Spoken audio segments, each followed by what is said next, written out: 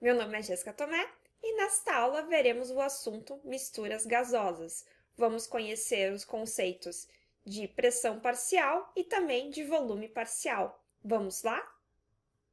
Quero começar mostrando um exemplo hipotético. Vamos pensar que nós temos um recipiente com uma mistura de 3 gases. O gás A, mais o gás B, mais o gás C. O que acontece? Eu quero saber qual que é a contribuição de cada gás com relação à pressão e com relação ao volume, referente ao sistema total. Para isso, nós vamos estudar os conceitos de pressão parcial e de volume parcial. Na pressão parcial, eu vou ter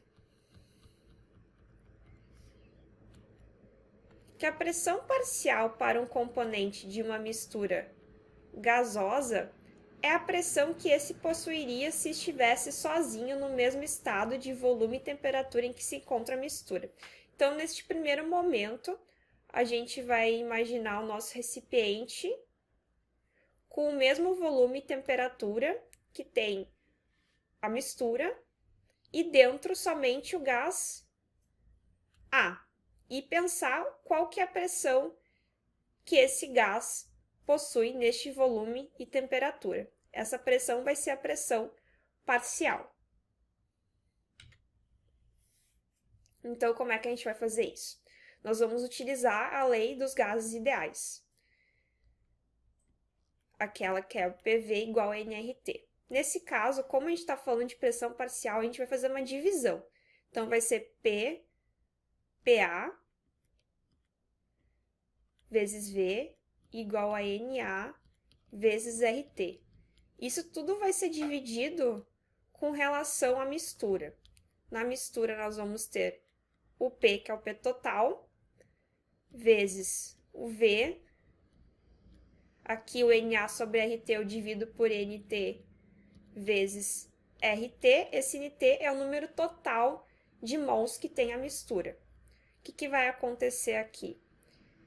Vejam bem que eu mantive o volume e a temperatura constantes. Então, eu posso cortar esses termos aqui. Eu corto volume com volume, corto RT com RT, e eu vou ter aqui do ladinho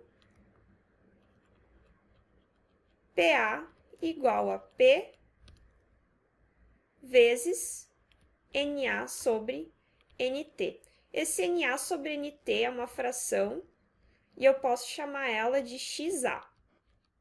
Então, como fica aqui, vai ficar PA igual a P vezes XA, sendo XA uma fração, que é a divisão entre o número de mols de A e o número de mols de T, de NT, o número de mols totais. Aqui eu mostro para vocês, como fica para cada componente da mistura.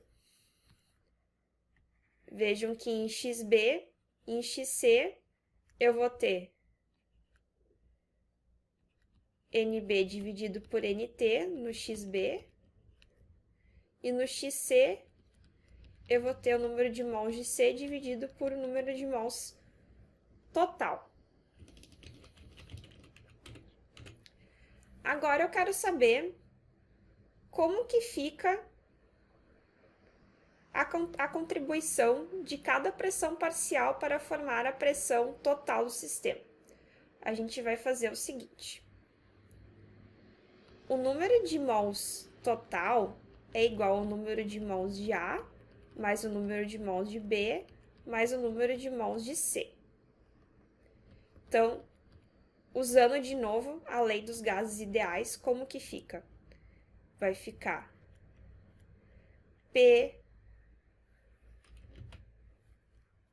PV sobre RT. Esse é o pesão da mistura, qual que é a pressão da mistura, vezes o volume da mistura dividido por RT, vai ser igual a PA, pressão parcial de A, vezes o V. Vejam bem que o volume e a temperatura não mudam, né? Então, a gente faz aquela suposição de que o volume e a temperatura são constantes, vezes dividido por RT, mais PB vezes V dividido por RT, mais PC vezes V dividido por RT. O que vai acontecer? Eu posso cortar o volume, porque o volume é igual, e posso cortar a temperatura e o Rzinho. Corto o R, corto a temperatura, eu vou ficar com que P é igual a PA mais PB mais PC. E isso é uma lei chamada de lei de Dalton das pressões parciais. Então, a soma de cada pressão parcial, a soma delas, vai ser igual à pressão total do sistema. Agora vejamos o que acontece com o volume parcial.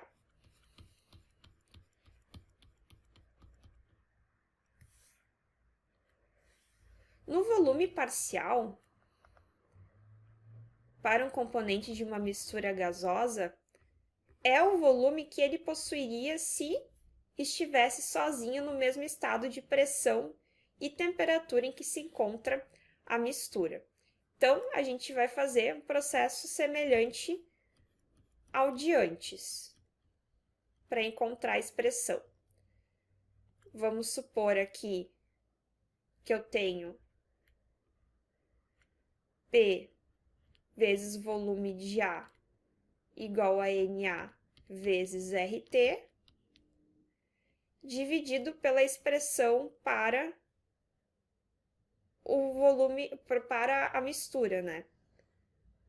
Que fica P, V, dividido aqui o NaRT fica dividido por NT vezes RT. Então, o que vai acontecer aqui? Vejam bem, eu mantive a pressão e a temperatura constantes. Então, eu divido P com P, RT com RT, e eu vou ter aqui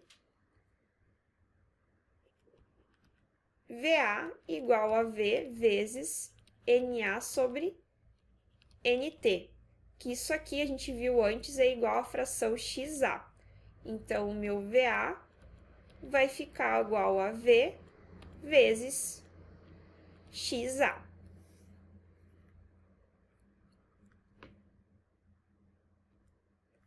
Essa expressãozinha aqui a gente tem para todos os componentes da mistura.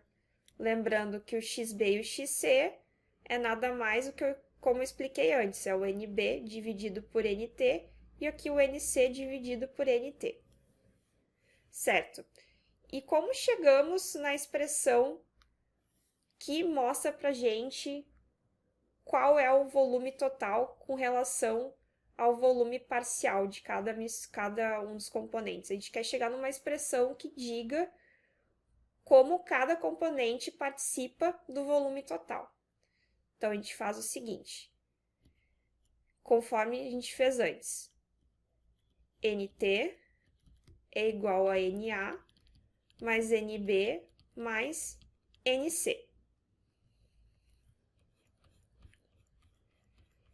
Mantendo pressão e temperatura constantes, eu posso escrever novamente com a lei dos gases ideais o seguinte. Eu posso escrever P vezes V, que é o volume total, sobre RT, é igual a P vezes VA dividido por RT, mais P vezes VB dividido por RT, mais P vezes VC dividido por RT. Pressão e temperatura são constantes, então eu posso cortar a pressão com as pressões de cada termo e o RT com cada um dos RTs. Lembrando que o Rzinho é a constante universal dos gases. Lembram disso? A gente viu em outra aula. Então, o que vai acontecer aqui? Eu vou ter que o volume total é igual ao volume de A mais volume de B mais volume de C. E isso me dá uma outra lei, que é a lei de Yamaha, dos volumes